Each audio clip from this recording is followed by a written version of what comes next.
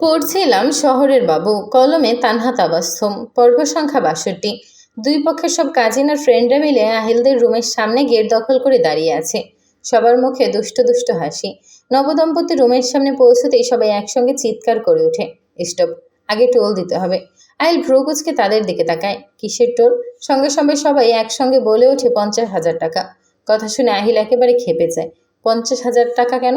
আমাদের বিয়ে হয়েছে ১ বছর হয়ে গেছে, তাহলে নতুন করে আবার কিসের টাকা দেবো তোদের? প্রথমবার কোথায় ছিলি তোরা? তখন চাইলে হয়তো কিছু একটা পেতি, কিন্তু এখন ১ টাকাও পাবি না। আহিলের কথা শুনে ওরা কেউই দমে যায় না, বরং আরো আত্মবিশ্বাসী হয়ে বলে, আগে বিয়ে হয়েছে সেটা তো আমরা জানতাম না, জানলে তখনই টাকা নিতাম। আর এখন যেহেতু অনুষ্ঠান হয়েছে, তাই এখন টাকা দিতেই হবে। তার উপর তোমাদের রুমটা আমরা এত সুন্দর করে সাজিয়েছি, পারিশ্রমিক হিসেবে তো কিছু পাওয়ারই আছে। আহিল এবার সন্দেহের চোখে সবার দিকে তাকায়। তোরা রুম সাজিয়েছিস? ওরা একটু আমতা আমতা করে বলে, ইয়ে মানে হ্যাঁ। আহিল এবার ঠোঁটের কোণে মুচকি হাসি টেনে বলে, আমার জানা মতে আমি শিপের প্যাকেজের সঙ্গে রুম সাজানোর প্যাকেজও নিয়েছি। তাহলে তোরা কিভাবে সাজালি? আর মাঝ সমুদ্রে এত ফুলি বা পেলি কোথায়?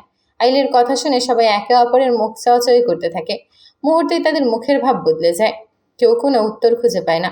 ঠিক তখনই রিমিশার কাজী নিশা মুচকি হেসে বলে ওঠে, যাই হোক দুলা ভাই, আমাদের ৫০,০০০ টাকা দিয়ে রুমে গিয়ে ঘুমান, না হলে সারা রাত আমার বোনটাকে নিয়ে এখানেই দাঁড়িয়ে থাকেন। ঈশার কথা শুনে সবাই হেসে ওঠে। এদিকে এতক্ষণ তুষার গেট ধরার পক্ষেই ছিল, কিন্তু হঠাৎ করে তার মনে হলো বন্ধুর বিপদে বন্ধুর পাশে দাঁড়ানো উচিত। তাই সে দল পরিবর্তন করে আহিলের পাশে এসে দাঁড়ায়। তারপর বাকিদের উদ্দেশ্য বলে, এই তোরা এত টাকা ডিমান্ড করছিস কেন? ৫০,০০০ টাকা কি কম নাকি? কিন্তু তার কথায় কেউ কর্ণপাত করে না। উল্টো রাইসা বলে ওঠে, আচ্ছা ৪৯,০০০ দিলেই হবে, কারণ আমাদের পক্ষে একটা লোক দল পাল্টে ফেলেছে, তাই তার ভাগের টাকা না দিলেও চলবে। কথাটা শুনে তুষার এবারে ভেবাচেকা খেয়ে যায়। নিজের বই তাকে বাদ দিয়ে দিল। মনে মনে ভাবে, এমন বউ যেন কারো ভাগ্যে না জোটে। হাসি ঠাট্টা আর দর কষাকষি করতে করতে প্রায় আধ ঘন্টা কেটে যায়। অবশেষে আহিল বিরক্ত হয়ে বলে, আচ্ছা আমার ওয়ালেটটা নেই। ওরা অবাক হয়ে বলে, ওয়ালেট দিয়ে কী করবো? আমাদের তো ক্যাশ টাকা চাই। আহিল শান্ত গলায় বলে, ওয়ালেটটা খুলে দেখ ভেতরে কি আছে। আহিলের কথা মতো ওরা ওয়ালেট খুলে দেখে সেখানে দুটি ব্যাংক কার্ড রাখা। কার্ড দুটো দেখে তারা আবারও বলে, আমরা কার্ড দিয়ে কি করব? আমাদের ক্যাশ টাকা দরকার। আহিল কাজ ঝাঁকিয়ে বলে, আমার কাছে ক্যাশ নেই, এই কার্ড থেকে যত ইচ্ছে তুলে নিস। ওরা সন্দেহের চোখে তাকায়, যদি কার্ডে টাকা না থাকে? আহিল এবার অবাক হয়ে বলে, তোরা কি ভাবিস আমার কার্ডে টাকা নেই? না, তা ভাবি না, কিন্তু সত্যিই যদি না থাকে? এবার তুষার বীরের মতো ভাব নিয়ে বলে ওঠে, সমস্যা নেই, না থাকলে আমি দেব। তুষারের কথা শুনে আহিল মনে মনে ভাবে, তুই এবার গেছিস। শেষ পর্যন্ত অনেক নাটক আর হাসি ঠাট্টার পর ওরা গেট ছেড়ে দেয়। একজন এগিয়ে এসে আহিলের হাতে একটা কাঁচি তুলে দেয়। সব তারপর ফিতার সামনে দাঁড় করিয়ে দেয় দুজনকে। সবাই হাততালি দিতে শুরু করে। আহিল আর রিমিশা একসঙ্গে ফিতা কেটে রুমে প্রবেশ করে। রুমে ঢুকে দুজন কিছুক্ষণের জন্য থমকে দাঁড়িয়ে যায়। পুরো রুমটা অপূর্ব সুন্দর করে কাঁচা ফুল দিয়ে সাজানো। সাদা, লাল আর গোলাপি ফুলের সুবাসে পুরো রুম ভরে আছে। বিছানার চারপাশে ঝুলছে ফুলের মালা। মৃদু আলোয় পুরো পরিবেশটা যেন স্বপ্নের মতো লাগছে। তবে এত সুন্দর পরিবেশের মধ্যেও আহিলের মাথায় অন্য চিন্তা। রুমে ঢুকেই সে দ্রুত দরজাটা ভালোভাবে লক করে দেয়, কারণ তার হারামি কাজিনগুলির উপর তার একটুও বিশ্বাস নেই। কে জানে কখন আবার চুপি চুপি রুমে ঢুকে কোথাও লুকিয়ে বসে থাকে। দরজা লক করার পর সে ধীরে ধীরে রিমিশার সামনে এসে দাঁড়ায়। তারপর ভালোবাসা ভরা দৃষ্টিতে তাকিয়ে রিমিশার কপালে আলতো করে একটা চুমু খায়। রিমিশা লজ্জায় চোখ নামিয়ে ফেলে। আহিল মৃদু হেসে বলে, ফ্রেশ হয়ে নাও, তারপর দুজন একসাথে একসঙ্গে নামাজ পড়ব, আল্লাহর কাছে শুকরিয়া আদায় করব। আহিলের কথা শুনে রিমিশা মাথা নেড়ে সম্মতি জানায়। তারপর ওয়াশরুমে গিয়ে ফ্রেশ হয়ে নেয়। ফ্রেশ হওয়ার পর সুন্দর করে উজু করে বেরিয়ে আসে। এদিকে আহিলও গিয়ে উজু করে ফিরে আসে। এরপর রিমিশার মাথায় লাল দোপাট্টা বিছিয়ে দুজনে পাশাপাশি দাঁড়ায়। সমুদ্রের মাঝখানে হাজারো আনন্দ উৎসবের শেষে জীবনের নতুন অধ্যায়ের শুরুতে দুজন একসাথে সেজদায় মাথা নত করে আল্লাহর দরবারে শুকরিয়া আদায় করে। নীরব সেই মুহূর্তে যেন পৃথিবীর সব আনন্দ, সব শান্তি আর সব ভালোবাসা এক হয়ে তাদের দুজনকে ঘিরে রাখে। নামাজ শেষ করে উঠে রিমিশা ড্রেসিং টেবিলের সামনে গিয়ে বসে। সারাদিনের ভারী সাজ আর গহনার ওজনে শরীরটা যেন একেবারে ক্লান্ত হয়ে পড়েছে। তাই ধীরে ধীরে একে একে হাতের চুড়ি খুলতে শুরু করে। তারপর কানের দুল, টিকলি আর অন্যান্য গহনাগুলোও খুলে ফেলে, কিন্তু গলার ভারী হার খুলতে গিয়ে বিপদে পড়ে যায়। পেছনের হুকগুলো দেখতে না পাওয়ায় বারবার চেষ্টা করেও খুলতে পারে না। এদিকে আহিলা তখন চুপচাপ বসে বসে রিমিশাকেই দেখছিল। আজকে পুরো দিনের প্রতিটি মুহূর্ত যেন তার চোখের সামনে ভেসে উঠছিল। রিমিশাকে গয়না খুলতে হিমশিম খেতে দেখে সে ধীরে ধীরে এগিয়ে আসে। তারপর কোনো কথা না বলে আলতো হাতে গলার হারটা খুলে দেয়। এরপর একটা একটা করে সব গহনাই খুলে দেয় আহিল। সব গহনা খোলা শেষ হতে রিমিশা যেন হাঁপ ছেড়ে বাঁচে। এরপর আহিল ধীরে ধীরে রিমিশার চুলে লাগানো ক্লিপগুলো খুলতে শুরু করে, একটা দুটো, তারপর সবগুলো। মুহূর্তের মধ্যে অদ্ভুত এক শান্তি ছিল। হঠাৎ করে আহিল একটু ঝুঁকে আসে, তারপর আলতো করে রিমিশার কাঁধে ঠোঁট ছুঁয়ে দেয়। অপ্রত্যাশিত সেই স্পর্শে রিমিশার পুরো শরীর কেঁপে ওঠে। মুহূর্তের মধ্যেই তার বুকের ভেতরটা অদ্ভুতভাবে ধুকপুক করতে শুরু করে। দ্রুত উঠে দাঁড়ায় সে, লজ্জায় যেন মাথা তুলতেই পারছে না। নিজের এমন অবস্থা দেখে সে নিজেই অবাক হয়ে যায়। আহিল তো আগেও কতবার তাকে চুমু খেয়েছিল, কিন্তু তখন তো এমন অনুভূতি হয়নি। তাহলে আজ কেন এমন লাগছে? কেন বুকের ভেতরটা এত অস্থির হয়ে উঠেছে? কোনো উত্তর খুঁজে পায় না রিমিশা, তাই দ্রুত সেখান থেকে সরে যায়। ফ্রেশ হয়ে শাড়ি বদলানোর জন্য রাইসা আগেই একটা ব্যাগে করে নতুন শাড়ি দিয়ে গিয়েছিল।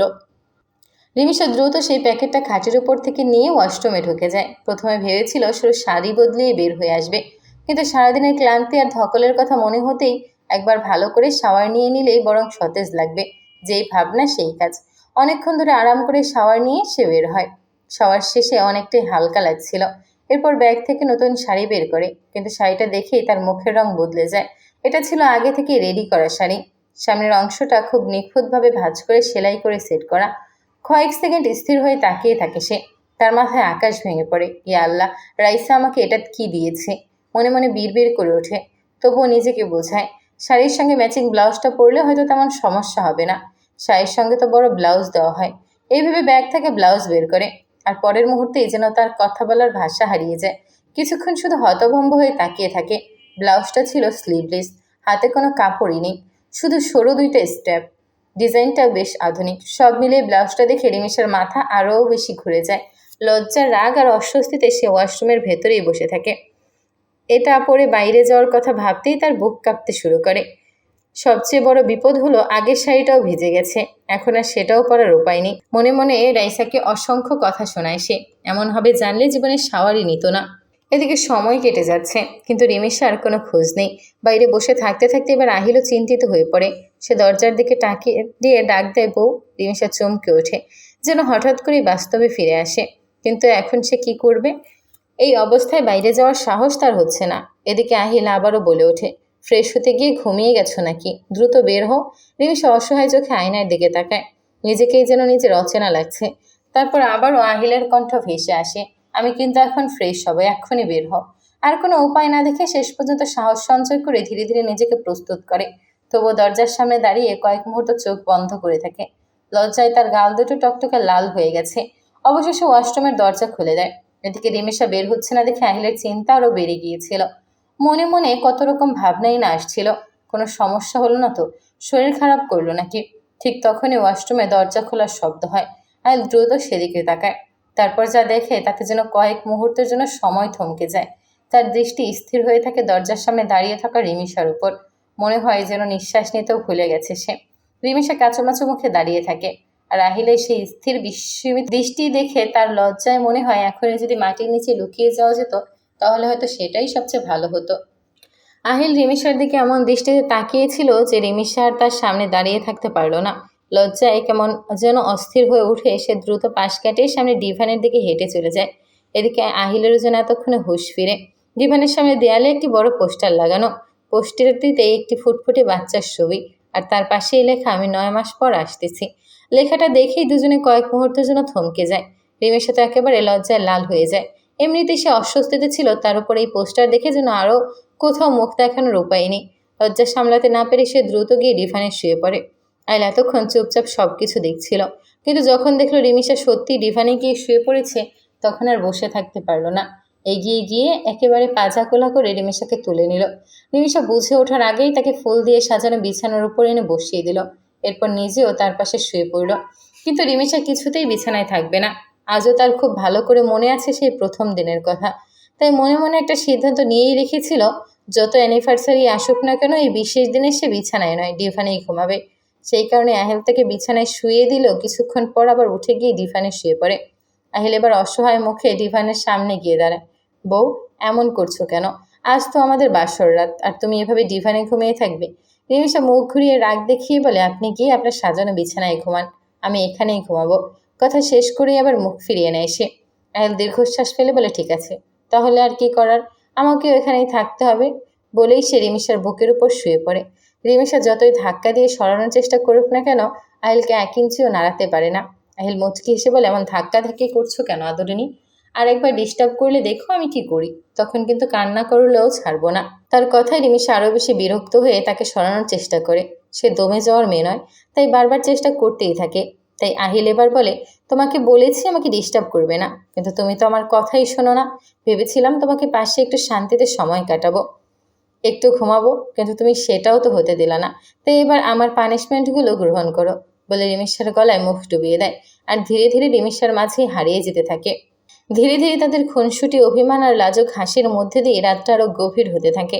দুজনেই যেন নিজেদের ছোট্ট পৃথিবীতে হারিয়ে যায়।